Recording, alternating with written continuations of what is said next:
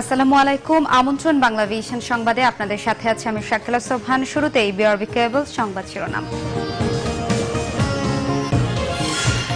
উত্তর ও দক্ষিণ দুই সিটির ভোট গ্রহণ চলছে। বৈরী আবহাওয়ায় ভোটার উপস্থিতি নেই। বিএনপি আসলে নির্বাচন অংশগ্রহণমূলক হতো বললেন মেয়র প্রার্থী আতিকুল।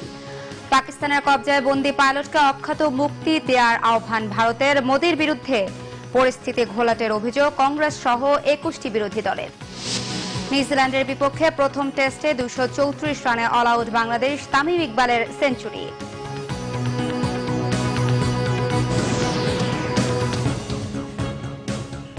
দেখছিলেন বিআরবি কেবল সংবাদ শিরোনাম। এসএসআরএম এর প্রতিটি টিএমটি বার গ্রাহকের আস্থা চেয়েও স্থায়ী। Shahriar steel mills limited. এবারে বিস্তারিত। ঢাকার উত্তর সিটি কর্পোরেশনের মেয়র পদে এবং দক্ষিণের 36টি ওয়ার্ডে নির্বাচন হচ্ছে আজ। বৈরী আবহাওয়ার কারণে ভোটার উপস্থিতি তেমন নেই। সকাল 8টায় সবগুলো কেন্দ্রে শান্তিপূর্ণ পরিবেশে একযোগে ভোট গ্রহণ শুরু হয়, কিন্তু গুড়ি গুড়ি বৃষ্টি আর ঠান্ডা আবহাওয়ার কারণে বেশিরভাগ কেন্দ্রেই ভোটার উপস্থিতি তেমন নেই বললেই চলে। এদিকে সকাল 9টায় উত্তরার Nawab Habibullah model school and college কেন্দ্রে ভোট দেন আওয়ামী লীগের মেয়র প্রার্থী আতিকুল ইসলাম। এ সময় তিনি সাংবাদিকদের বলেন, বিএনপি এলে নির্বাচন আরও অংশগ্রহণমূলক হতো। মেয়র নির্বাচিত হলে উন্নয়নের ধারা অব্যাহত রাখার অঙ্গীকারও করেন তিনি। নিরাপদে ফিরুক আপনার কাছের মানুষ। অশোক লেল্যান্ড, এটি ইফাদ অটোস লিমিটেডের পণ্য। দর্শক, এই মুহূর্তে নির্বাচনের সংবাদ সংগ্রহে উত্তরার নওয়াব হাবিবুল্লাহ বিদ্যালয়ের ভোট কেন্দ্রে রয়েছেন আমাদের সিনিয়র রিপোর্টার শারমিন ইব্রাহিম। সরাসরি কথা বলছি তার সাথে।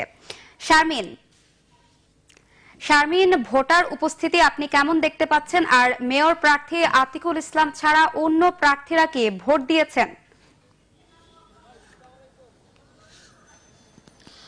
শাকিলা, আমি যেই ভোট কেন্দ্রে রয়েছি Nawab Habibullah model school and college, এখানে মেয়র প্রার্থী আওয়ামী লীগের আতিকুল ইসলাম তিনি সকাল 9টার পরে ভোট দিয়ে গেছেন। তবে অন্য আর যে মেয়র প্রার্থীরা রয়েছেন আরও 4 জন, তাদের ভোট দেওয়ার বিষয়ে আমরা এখনো নিশ্চিত হতে পারিনি। 11টায় রাজধানীর মানারাত স্কুলে জাতীয় পার্টির যিনি মেয়র প্রার্থী শাফিন আহমেদ, তার ভোট দেওয়ার কথা রয়েছে। এর বাইরে আমি একটু বলে রাখতে চাই যে সকাল থেকে বৃষ্টি থাকলেও এখন আপনি দেখবেন যে আবহাওয়া বেশ ভালো এবং রোদ ঝলমল করছে। তবে সকালে যেহেতু আবহাওয়া খুবই খারাপ ছিল, সেহেতু আমরা এখানে 8টার পর থেকে অপেক্ষা করছিলাম মেয়র প্রার্থী আতিকুল ইসলামের জন্য। আমরা দেখেছি ভোটার উপস্থিতি খুবই কম ছিল। এখন ধীরে ধীরে ভোটাররা আসতে শুরু করেছেন কেন্দ্রে।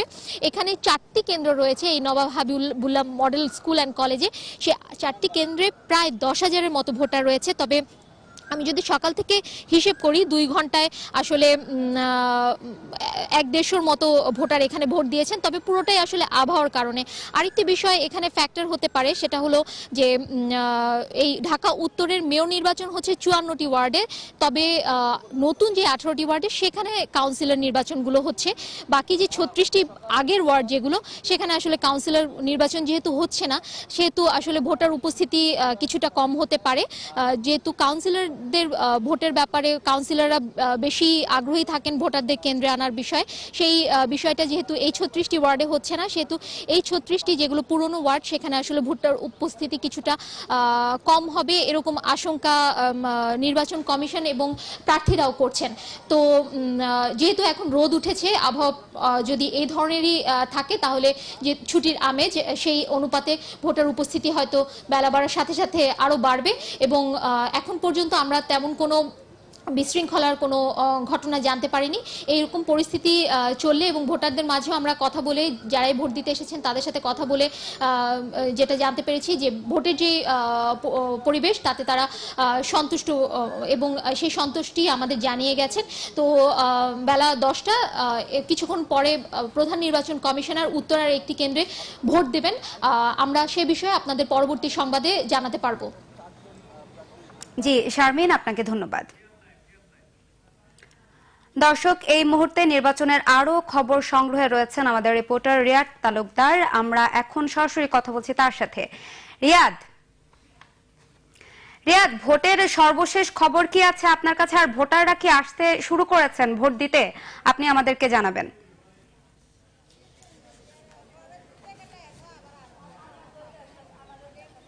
জি, আপনাকে ধন্যবাদ। আপনার মাধ্যমে দর্শকদের জানিয়ে দিতে চাচ্ছি আমি এখন আছি Mirpur Hermann Gmeiner school and college কেন্দ্রে।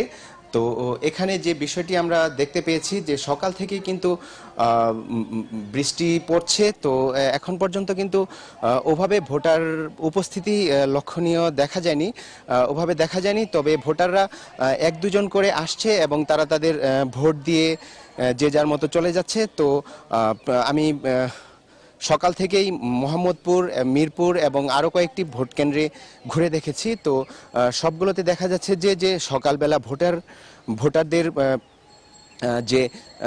যে উপস্থিতি সেটা অনেকাংশেই কম। তো আমি কয়েকজন প্রিজাইডিং অফিসারের সাথে কথা বলেছি, তারা যে জিনিসটি আমাকে জানিয়েছে যে যেহেতু সকালবেলা একটু আবহাওয়া বিরূপ ছিল, তো এখন কিন্তু সূর্যের আলো দেখা যাচ্ছে, তো বৃষ্টিও কমে গেছে। তো তারা আশা করছে যে সময় যত গড়াবে ভোট কেন্দ্রে ভোটাররা এবং ভোটারদের উপস্থিতি বাড়বে এবং স্বতঃস্ফূর্তভাবে ভোটাররা ভোট দিতে বিভিন্ন ভোট কেন্দ্রে এসে উপস্থিত হবে।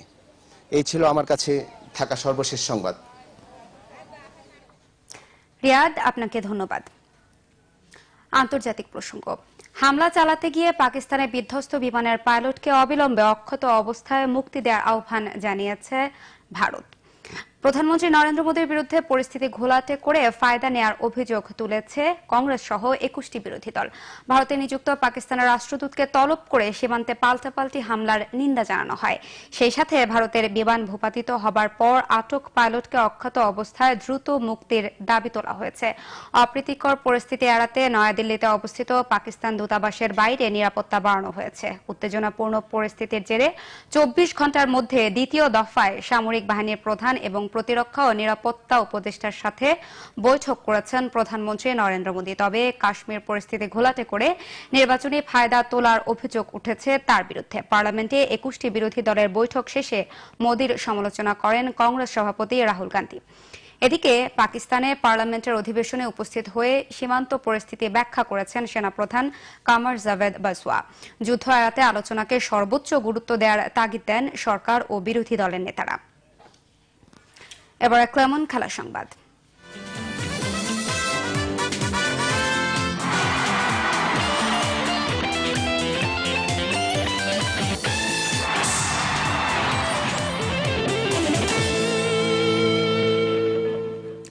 হ্যামিল্টন টেস্ট সিরিজের প্রথম টেস্টে টস হেরে ব্যাটিংয়ে বাংলাদেশ। ওয়ানডের ব্যর্থতা ভুলে টেস্টে দারুণ শুরু তামিম ইকবালের, পেয়েছেন ক্যারিয়ারের 9ম টেস্ট সেঞ্চুরি।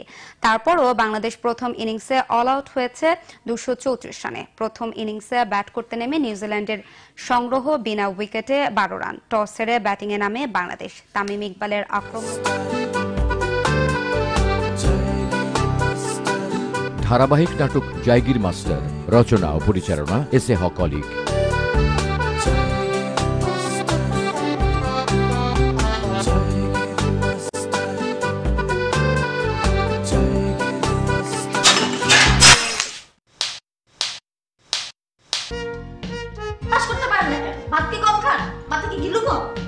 স্কুল আমার, মাস্টার আমার, বেতন নেই আমি। আমার মাইয়া ফেল করা কেমনে? মনে নাই অঙ্কে কত পাইছো? 2 পাইছো, 2 পাইছো, 2। Fail to number 6। ভালো দেখে একটা জায়গির মাস্টার বাড়িতে রাখুন। ভালো জায়গির মাস্টার পাবো কই? ধারাবাহিক নাটক জায়গির মাস্টার দেখবেন 2 নভেম্বর থেকে প্রতি বৃহস্পতি, শুক্র। পরের সংবাদ সকাল 11টায় দেখার আমন্ত্রণ রইল। এছাড়া ফেসবুকে বাংলাভিশন সংবাদ সরাসরি দেখতে লগ ইন করতে পারেন facebook.com/বাংলাভিশন। এতক্ষণ সাথে থাকায় ধন্যবাদ সবাইকে।